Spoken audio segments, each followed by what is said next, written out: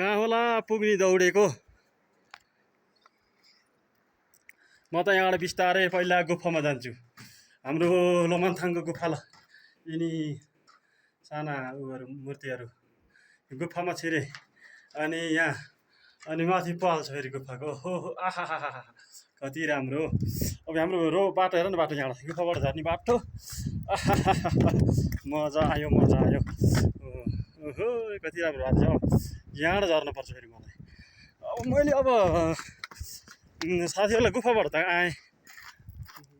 आएँ तर भित्र देखाएँ। भित्र पनि धेरै भित्र पनि त गइनँ छेउपट्टि। तर कस्तो गुफामा गइस् भनेर भन्छन् क्या साथीहरूले। गुफा देखाउँछु कि मैले अब फेरि म बाहिर निस्केँ है ल। हाम्रो यो मुस्ताङको गुफा ल हेर्नु त।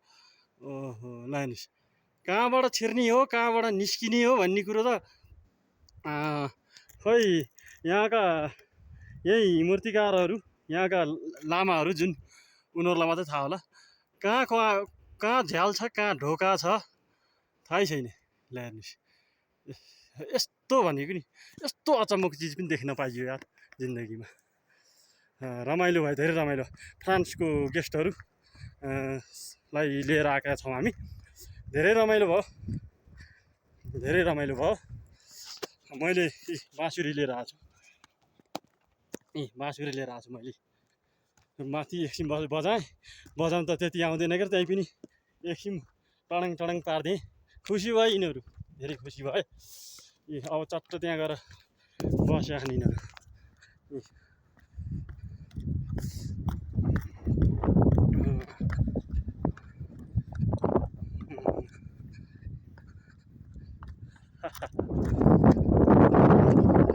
मलाई पर्खिया छन् नास्ता खानलाई।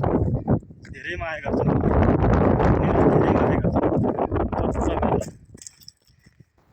ठन्डा सन्डा के ल्याएको छन् चिसो खाइन्छ र अब फेरि रुमतिर फर्किनुपर्छ।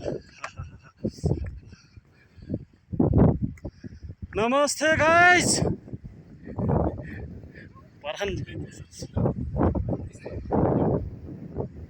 जाने गरी चिन्छ।